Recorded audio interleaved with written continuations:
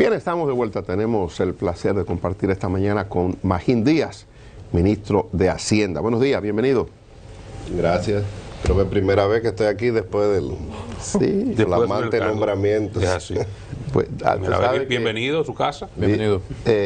Curiosamente debió ser el primer sitio que viniera, pero usted prefirió otra cosa. He ido a poco. No, se lo quería decir en privado, porque ya que usted me pone el tema, se lo digo en público. Pero aquí estamos. Mire, ministro, ¿cómo cerramos? Cafecito Santo Domingo, para comenzarlo tratando la mejor forma posible. Tratándolo bien, porque nosotros a él sí lo vamos a tratar bien. Ministro, ¿cómo estamos oficialmente cerrando el año?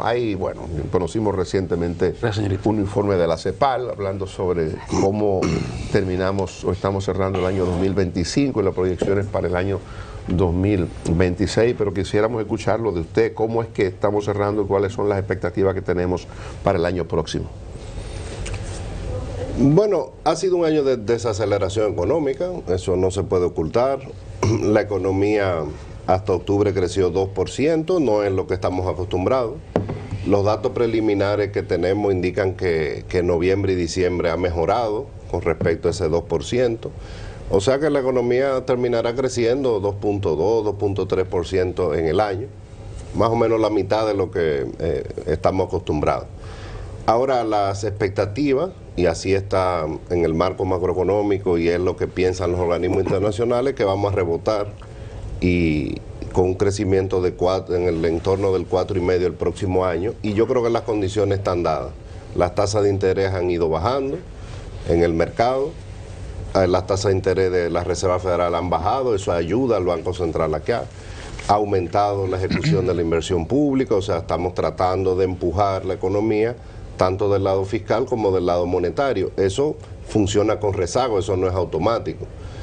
Sobre todo la política monetaria, ¿verdad? Siempre hay una frase muy famosa de Milton Friedman de que la política monetaria funciona con rezagos largos y variables.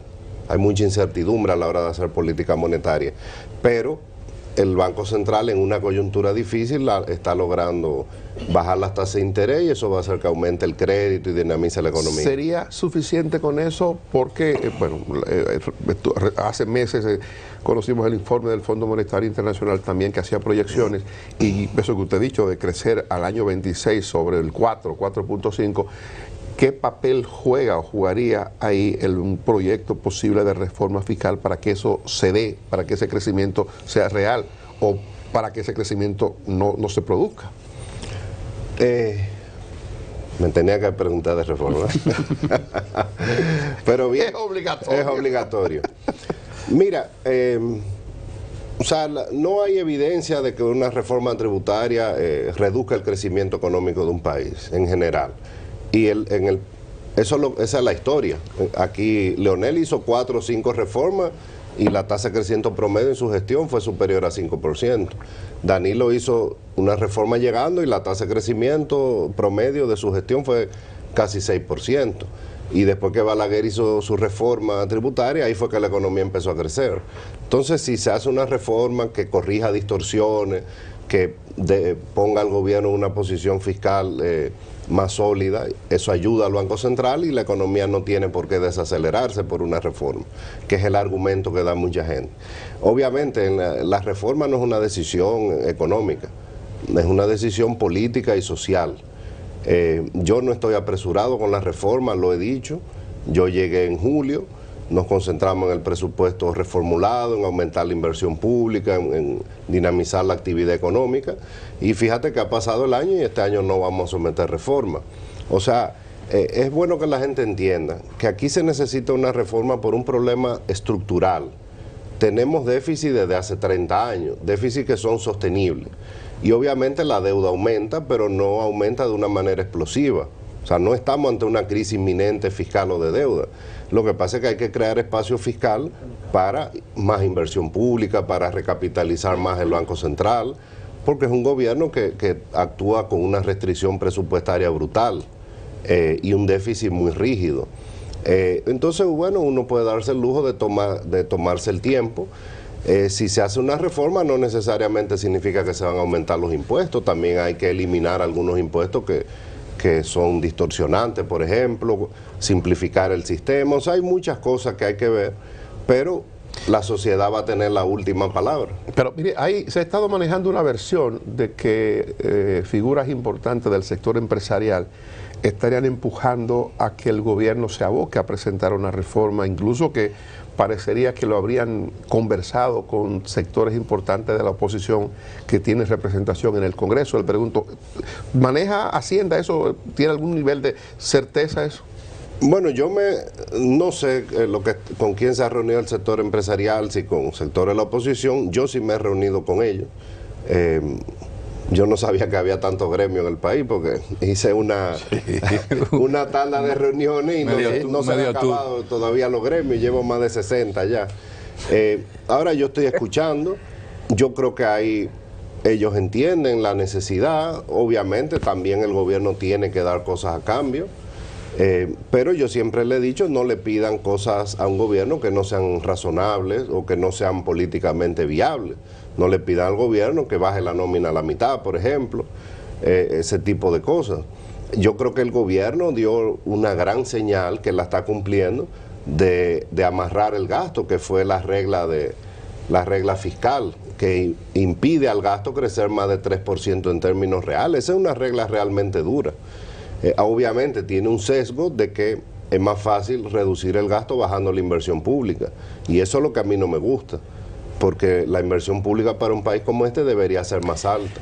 Perdón, ¿cuál es la impresión que usted ha tenido en esos contactos, bueno, que hubo uno recientemente con el sector empresarial, la semana pasada, si mal no recuerdo? ¿Cuál es la impresión del ministro de Hacienda de esos sectores frente a la posibilidad de una reforma? ¿Cómo reaccionan ellos? ¿Cómo ellos lo ven? Bueno, que es algo esperado. O sea, el gobierno intentó hacer una reforma en el 2021, otra en el 2023, otra en el 2024. O sea, el gobierno no es tonto, es que la necesitaba. El COVID nos ha dejado con más gastos, y más gasto corriente, porque ahí están las transferencias sociales, algunos subsidios. Se pueden eficientizar y estamos trabajando en eso, pero el COVID nos dejó con 2 puntos del PIB más de gasto que antes. Hasta el 2019... el país gastaba más o menos entre 17 y 18% del PIB. Ahora gasta casi 20% del PIB. Y eso es normal después de una crisis. Una parte de esos programas se quedan, pero con una inversión pública mucho más baja que antes. Y se está sintiendo la falta de infraestructura pública. Entonces, el sector privado está consciente. Obviamente, ellos siempre, por la naturaleza de los conflictos internos en cada sector, quieren una reforma diferente.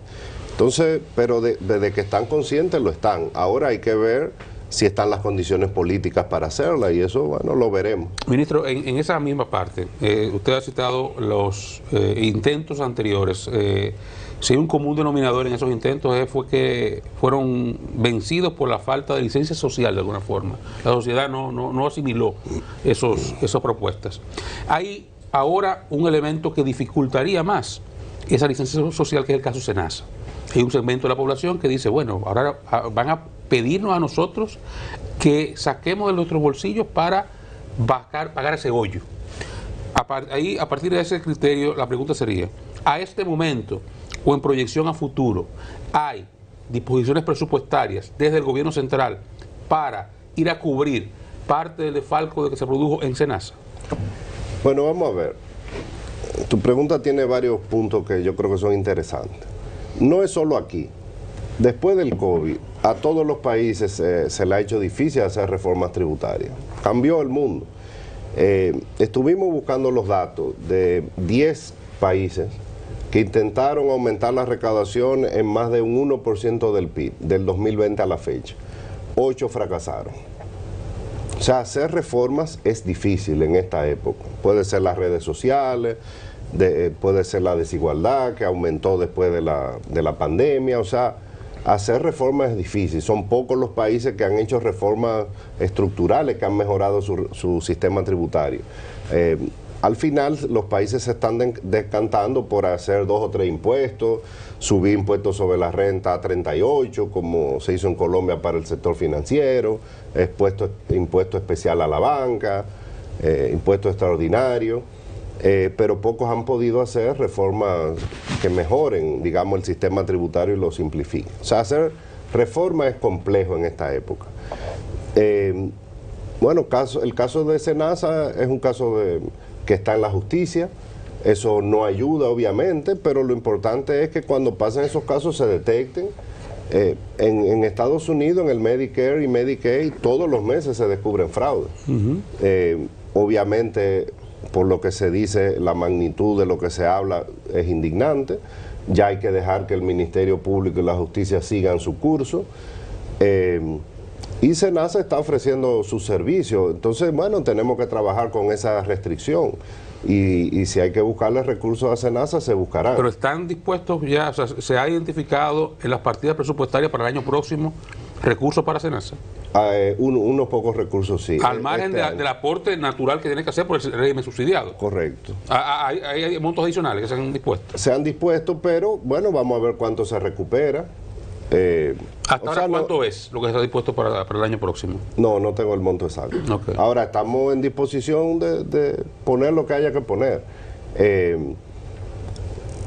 Como te dije, es un caso complejo, pero es un seguro que ha hecho su trabajo siempre, es público, o sea, no va a quebrar. Lo ha dicho Chanel Rosa muchas veces. Y lo que hay que tomar las medidas de control para que no vuelva a pasar.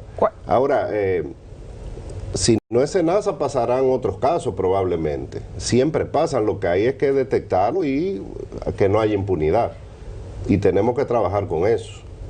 ¿Tiene sentido, ministro, seguir utilizando, seguir sacando la partida del 4% del PIB para la educación? ¿Tiene sentido eso? Y segundo, hace unos días el Congreso aprobó un préstamo por 400.000 millones de pesos. Me llamó la atención el monto, no sé por qué, pero ¿a partir de qué momento debemos preocuparnos por la deuda? Bueno, la segunda parte es más fácil. Sí. No, lo que aprobó el presupuesto es el monto de financiamiento, el tope de financiamiento que puede disponer el Ministerio de Hacienda en el año 2026. Eso incluye, tú tienes que financiar el déficit y además pagar las amortizaciones. Entonces ese monto es el monto total de bonos globales, bonos domésticos, préstamos de bancos multilaterales para cubrir el déficit y las amortizaciones, que el año que viene el déficit es más o menos 280.000 millones de pesos, 285, más las amortizaciones. Eso es. ¿Cuánto es 400.000 millones de pesos? 3.000 millones de dólares, sí. 3.500. Eso es lo que hay que buscar todos los años para cubrir el déficit. Entonces se hace una ley aparte donde se autoriza y se ponen las condiciones de esos financiamientos, pero ese monto está en el presupuesto. No es que nos vamos a endeudar neto en 400.000. No, el endeudamiento neto es el déficit. Lo otro es para pagar amortización y es, digamos, la autorización del Congreso. Ahora, eso, para colocar los bonos, o sea, básicamente eso se aprobó en el presupuesto, eso no se aprobó en claro, no es que vamos a un préstamo adicional de ese monto, ni mucho menos. ¿Lo del 4%? Lo del 4% es una decisión política que hasta ahora no se va a cambiar. Ahora yo creo que sí debemos reflexionar y lo digo como... ya yo no sé si puedo hablar como economista porque soy funcionario, pero aquí se hizo... Como dominicano. No, bueno, aquí se hizo el movimiento y todo el mundo ahí con su sombrilla, pero no se pensó que en América Latina, por ejemplo, el gasto de educación es 5% del PIB, pero el promedio de recaudación es superior a 20%. Cuando aquí se dio el 4% del PIB, se recaudaba 12, 13% del PIB. Entonces, el esfuerzo que se le pidió al gobierno, entonces la gente dijo, no, sáquenlo de otro lado. Bueno, el resultado de eso es que muchas instituciones, muchas funciones del Estado, durante años hubo que congelar el presupuesto. O sea, el 4% impone una restricción brutal al gobierno. Y eso es algo también que cuando nos sentemos como sociedad a discutir el pacto fiscal o como se llame, eso va a haber que hablarlo muy claro, porque entonces tú ha concentrado los recursos en un solo sector y hay otros sectores que también tienen demandas. Una cosa, señor ministro, buenos días, bienvenido. Uno de los temas más importantes para este año 2026, que es un año muy importante en relación a lo que tiene que ver con la inversión pública, que ha sido uno de los temas que ha bajado. O sea, tenemos una inversión pública que no va a llegar quizás al 2.5%, entre 2.2 y 2.5%. Esos mismos 401.000 millones, podría decirse que al aprobarlos, el uso de los mismos querrá decir que el gobierno va a ir rápidamente a los mercados internacionales para tratar de tener más recursos, de acelerar la inversión pública. Y por otra parte, ante esta realidad de decrecimiento, no de crecimiento, de bajo crecimiento, ¿cómo ha sido la relación para enfrentar los nuevos retos de política monetaria y fiscal entre el Banco Central y el Ministerio de Hacienda? Bueno, la segunda sí está fácil. Nosotros trabajamos en conjunto con el Banco Central. Yo tengo una relación excelente, casi familiar con el gobernador, respetando la autonomía del banco. Yo creo en eso firmemente. Por eso, cuando el tipo de cambio se mueve, estamos en buenas manos. Yo no me pongo nervioso. No hay razón ninguna para que aquí haya una crisis cambiaria.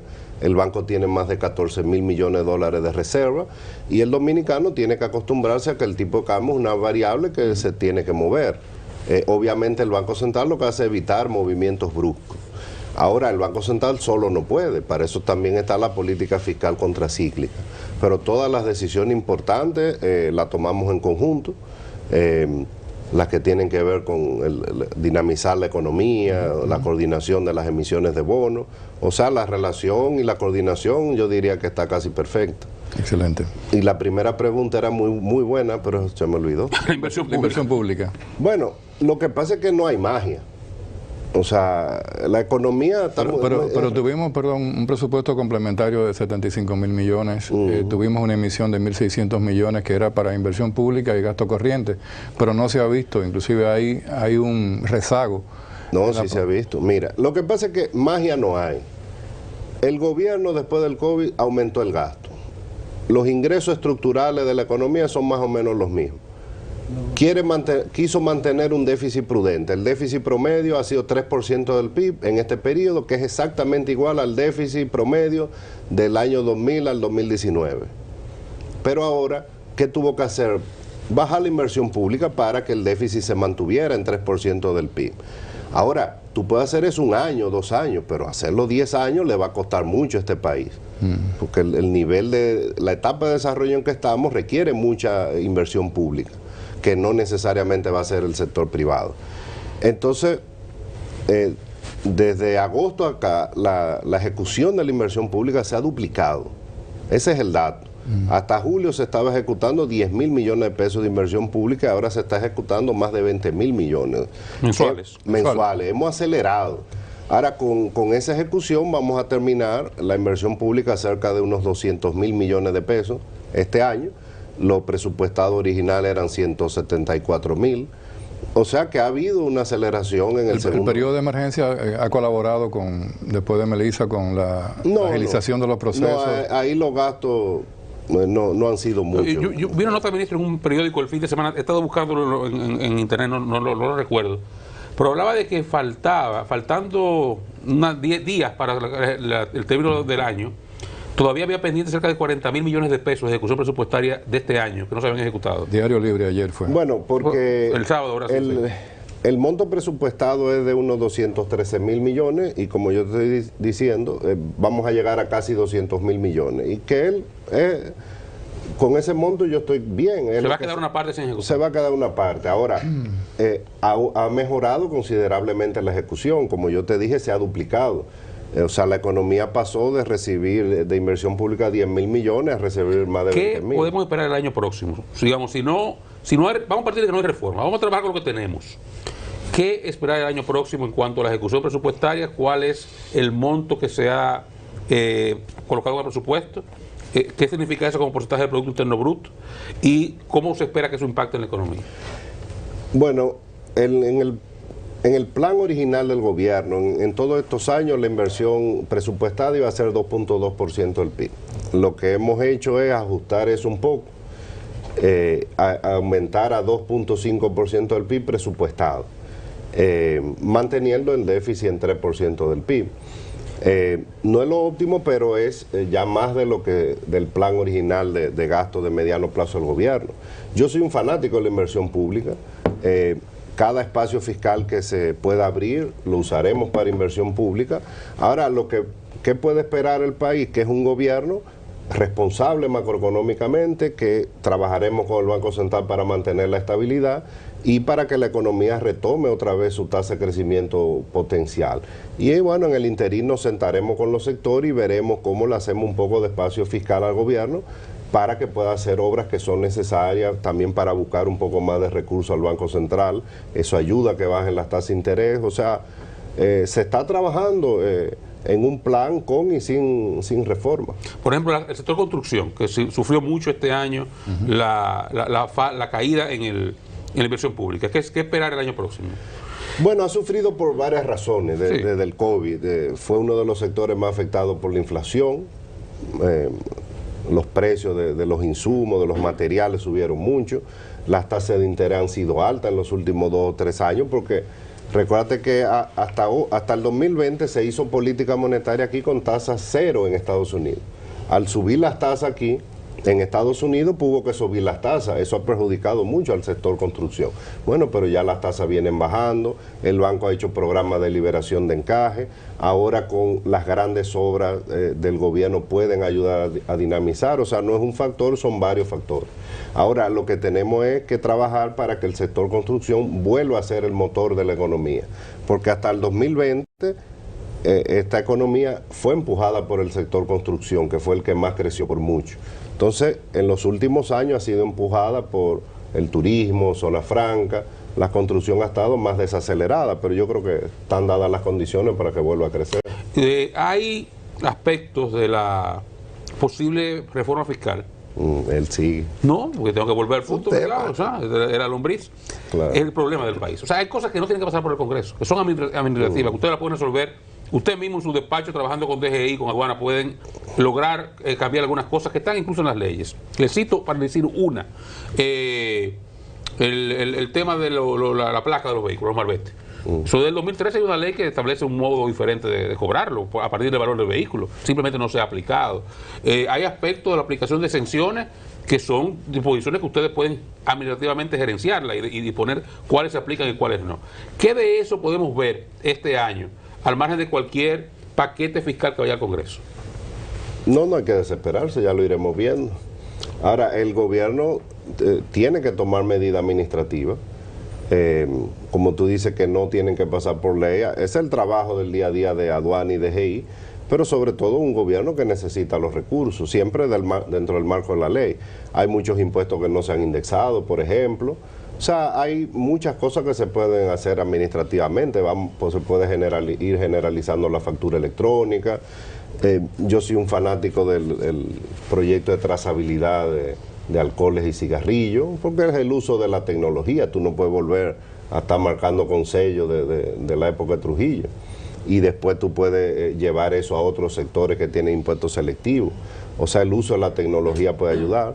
Entonces, bueno, también estamos trabajando en un plan de medidas administrativas y yo creo que eso también da mucha confianza al sector privado, porque el sector privado lo que quiere es que se compita en condiciones iguales. ¿La relación del ministro de Hacienda con el Banco Central es igual de buena que la relación del ministro de Hacienda con los entes recaudadores, DGI y DGA? Sí, es igual de buena, o sea, hay fluidez. Hacienda es que hace la estrategia. Hacienda es el jefe. Sí, pero el gerente... Hacienda hace la estrategia y las otras instituciones son operativas. Ahora, el de DGI va forzado porque yo fui director de DGI. No, claro, no. Entonces, ¿sabe por ahí por dónde es? Claro, yo sé casi por dónde se le entra el agua al coco. Pero yo no me meto en la parte operativa, pero sí en el diseño de la estrategia, de medidas, etcétera. Y el presidente coordina su equipo, es un presidente que digamos está en el día a día también. Pero como usted y sabe, con el director de presupuesto también tengo una excelente relación. Como usted sabe cómo se le entra el agua al coco, con relación a las medidas administrativas y la parte de uso de la tecnología, enfrentar la evasión fiscal, sobre todo los altos índices de evasión de ITEVIS, impuestos sobre la renta y otras figuras fiscales. ¿Cómo llegar a ir reduciendo ese margen que existe para ir corrigiendo un tema tan importante en la Bueno, República lo Dominicana? primero que hay que tener claro que un déficit estructural nunca lo puede corregir, Con una sola... medidas administrativas no lo van a corregir. Tú tienes que modificar el sistema porque el mismo sistema es complejo, te complica la vida de la DGI y de la DGA. Ahora, las medidas administrativas se toman constantemente, por eso es que sacan resoluciones, sacan normas, los contribuyentes van aprendiendo, entonces hay que modificar las normas. Ahora, y ese es un trabajo que se le debe exigir a las administraciones tributarias. Pero lo que no puede resolver la administración tributaria es un déficit fiscal estructural. Eso no puede. No hay, son muy pocos los casos en que... Y la misma informalidad también tan alta. ¿Cuál informalidad? Porque hay varias. El 57% Bueno, que no está en el PIT. Lo que pasa es que se confunde informalidad con evasión. Esa informalidad son diferentes, laboral. son diferentes, claro. Entonces, hay muchos, ese dato de informalidad laboral que es alta, pero es más o menos el promedio de América Latina. Hay gente que no está en la seguridad social, esa es la definición de informalidad, pero que sí pagan impuestos, porque pagan impuestos indirectos cuando van al supermercado, cuando compran bienes que tienen impuestos selectivos. O sea, no es que toda esa gente no pague impuestos, porque ahí se confunde un poco. Ahora, la evasión es alta, eso lo sabemos, no lo negamos, y lo que hay que hacer es trabajar. El ministro de Hacienda... Perdón, Daniel, ¿ese dato de la evasión del ITEVI de 57% es real? ¿O hay mucho también de...? No, la última medición que se hizo estaba como por 45%. Ahora, hay que recordar, el país más eficiente cobrando ITEVI debe ser Uruguay o Chile. La evasión es 20, no es que eso baja a cero. Siempre hay un piso de evasión. Chile, Uruguay debe ser cercano a 15, 20%. Nosotros estamos por encima de 40. Ahora, una parte de eso también es la complicación de cobrar un ITEVI que tiene muchas exenciones. ¿Entiendes? En Chile es 19% a todo, medicina, hospitales, alimentos, clínica privada, salud, educación. Bienes de la canasta básica, electricidad, entonces, todo. Electricidad es más fácil cobrar. Cuando tú tienes tantas exenciones es más difícil, y los países que tienen muchas exenciones la tasa de evasión es más alta. Por eso le pregunto por la realidad de ese monto de evasión, porque se parece mucho al porcentaje de la economía exento. O sea, se parece, sí. La parte de evasión se parece mucho al porcentaje se parece. exento de la economía. Mientras más exenciones hay, más se le complica la vida al administrador tributario. Magín, usted es el presidente del Consejo de Administración del Banco de Reservas. También. ¿Cómo va el banco? ¿Cómo vamos? Bien. Sí, que son tantas cosas. ¿Usted es jefe de ahí también? Yo tengo que andar con la libretica de Pablo Escobar para que no me olvide. El banco va muy bien, bajo la gestión del doctor Aguilera, que le tengo un gran respeto profesional. Es un economista de larga data. Es una institución grande, pero él ha asumido una combinación de algunos funcionarios que él llevó, pero mucho personal que ya estaba. Va a tener ganancias altísimas este año el banco. Y lo que la gente se olvida, o tal vez hay que promocionar eso o dar las estadísticas, es que la mayor parte de los negocios del banco ya no son con el gobierno, como era hace 10, 15 años, es con el sector privado.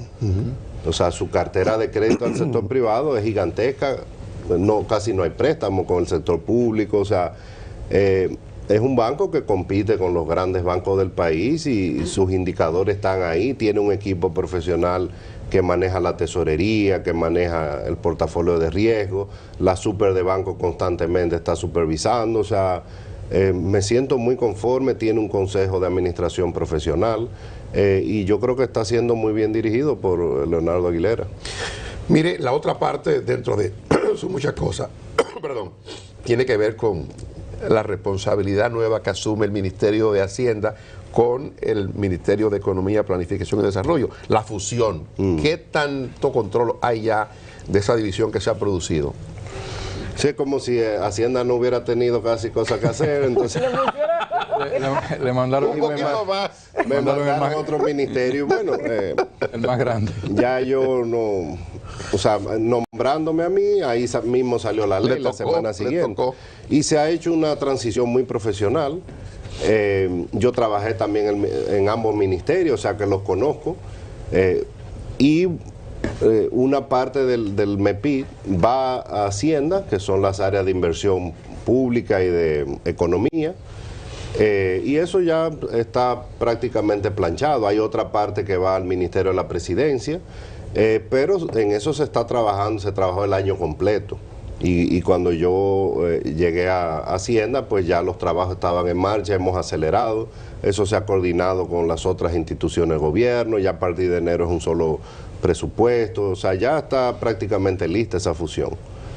Bueno, en el caso, ministro, de, digamos, las expectativas de el año próximo, le insisto de nuevo en esta parte, el tema de esta discusión que usted está teniendo con los grupos económicos, ¿verdad? Y los sindicatos que usted ha mencionado.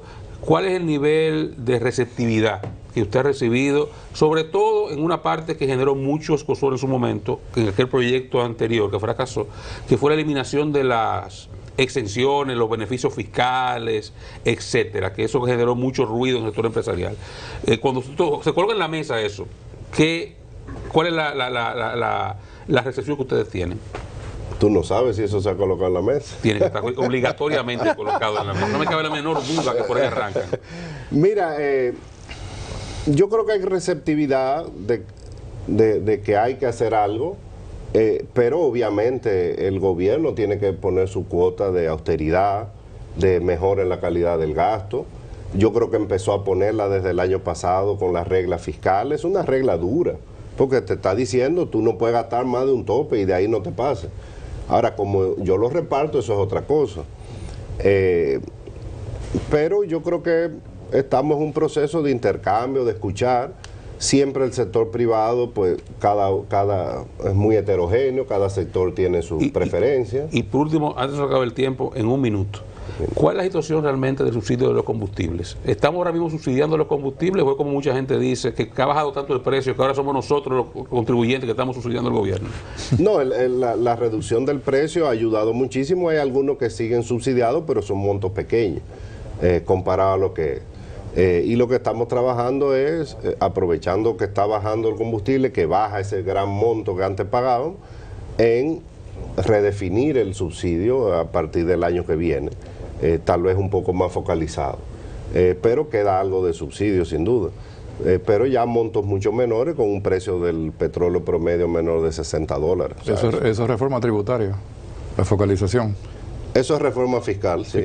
Y hay que verlo todo en una reforma. Pero eso es administrativo. Eso es administrativo, sí. Magín, gracias por acompañarnos. Magín Díaz, ministro de Hacienda. Aprovechamos para desearle una feliz Navidad y que si va a venir eso, que venga y que haya el consenso o la licencia social para que eso se produzca en las mejores circunstancias. El gobierno, lo importante es que tiene que hacer todo en un marco de estabilidad política y social. Claro. Porque somos el único país que tenemos las tres cosas: estabilidad política, social y económica. Y no queremos perder ninguna. Así es. Excelente. Mañana de vuelta a partir de las 5 de la madrugada.